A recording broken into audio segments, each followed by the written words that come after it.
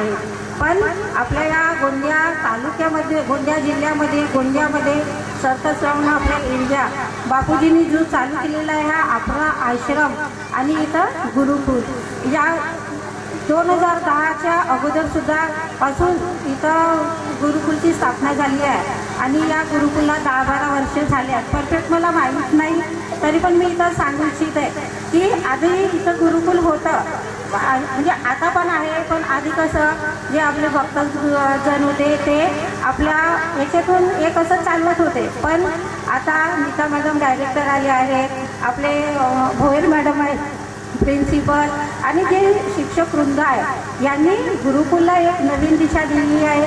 जसं आपल्याला माहीत आहे अदर शाळेमध्ये शिक्षण शिकवलं जातं, पण आपल्या या गुरुकुलमध्ये जे हिंदू संस्कृती आहे ते दर्शविली जाते. आणि माझी मुलगी पण दुसऱ्या शाळेत आहे, मी इथं उशिरा आली कारण याच्या अगोदर मी तिच्या शाळेत गेली होती आणि एका ठिकाणी पण गेली, पण त्या ठिकाणी जे कार्यक्रम बघितलं आणि या कार्यक्रमामध्ये खूप जमीन आसमानचा फरक आहे. जसं या गुरुकुलमध्ये पहिल्या दिवशी जेव्हा मुलगा येतो त्याला काही माहीत नसते, पण जसं त्याला माहीत असते की आपलं पहिल्या दिवशी प्रवेश झाला तर आधी त्याला टिळा लावून त्याचं स्वागत केले जाते, त्याला फुलं त्याच्या डोक्यावर घातले जाते, आरती ओवाळली जाते आणि प्रत्येक मुलाला असं वाटते की खरंच खूप आपलं सौभाग्य आहे. कारण नीता मॅडम डायरेक्टर आणि हे शिक्षक टीचर वृंद जेव्हा त्यांचं स्वागत केलं जाते, कारण त्यांना असं वाटते की नाही आपण कुठं आलो की काय आलो. कारण माझी मुलगी यावर आणि जसं इतर शाळेमध्ये पण आपल्या मुलं असले शिक्षणाव्यतिरिक्त ते संस्कृतीवर जास्त भर देतात. या गुरुकुलमध्ये जसं आपल्याला इथं गुरुपौर्णिमा म्हणजे काय होते, गुरुविषयी एक प्रकारचं माहिती होते. गुरुपौर्णिमा आहे, राखी आहे, पोळा आहे, विविध प्रकारचे सण त्योहार या शाळेमध्ये घेतले जातात आणि संस्कृती जतन केली जाते आणि मुलांना सुद्धा सांगितले जाते. त्याचप्रकारे आपल्याला इथं जे एक विविध संस्कृतीचे दर्शन झालं, जसं सुविष्ट्या टेमला मी नव्हती पण आता मधात आले, जेव्हा तो एक गाणं होता ओम साईरा, अक्षरशः तर डोळ्यामध्ये पाणी आलं. कारण आपल्या आईवडिलांनी आपल्याला जन्म दिला आणि इथपर्यंत आणलं. आपण तर विसरून जातो, आपण आपल्या संसारामध्ये म्हणा किंवा कुठं पण जातो विसरतो, पण ज्याच्या इथं ते अलौकिक दर्शन इथं दिसला आणि खरंच आपल्या आईवडिलाची आणि गुरुजींची खरंच खूप अशी आठवण आली. अक्षरशः डोळ्यातून पाणी भरून आले. ते तर मी नीता ताईच्या डोळ्यामधून आले आणि सगळे पालकवर्गाच्या डोळ्यामध्ये सुद्धा बघितलं आहे.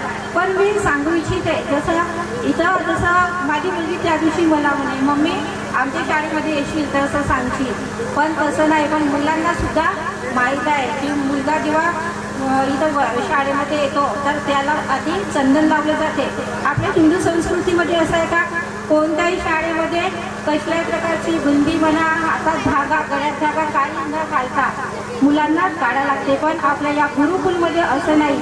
आपण जरी मुलांना टिळा नाही लावून दिलं तरी ती चंदन लावलं जाते. आपण आपल्या मुलांना सांगतो का रोज सूर्याला पाणी घाल, तुळशीला पाणी घाल, मंदिरात जा, असं नाही. पण इथं शाळेमध्ये आल्यानंतर त्यांना ते संस्कार दिले जाते. आणि आपल्याला इतकी सारे पालकवर्ग आहेत, सगळ्यांना माहीत तरी आहेत का की सूर्याचे किती नाव आहे? नाही. पण इथं जे आपले छोटे छोटे नन्हे मुन्ने बालक आहेत त्यांना सूर्याचे नाव किती आहे पूर्ण नाही जास्त, पण काही प्रमाणात म्हणा त्यांना पूर्ण मंत्र येतात, गायत्री मंत्र येतात, शारदा स्तवन येते, असं खूप सारं आहे. आणि इथं आपल्याला एक काम चलावू किंवा एक इंजिनियर डॉक्टर असं न बनवता आपला फक्त एक हिंदू संस्कृती जपण्याचं काम आपले हे बापूजी करत असतात. इथं हे गुरुकुल आहेत आणि अजून इतर ठिकाणी सुद्धा गुरुकुल आहे. म्हणून मी सगळ्यांना आग्रहाची अशी विनंती करते की आपल्या पाल्याला तर तुम्ही या गुरुकुलमध्ये घाला, पण अवतीभोवती जर तुमचे कोणी नातलग असतील किंवा शेजारी असतील त्यांना सुद्धा या गुरुकुलमध्ये घाला.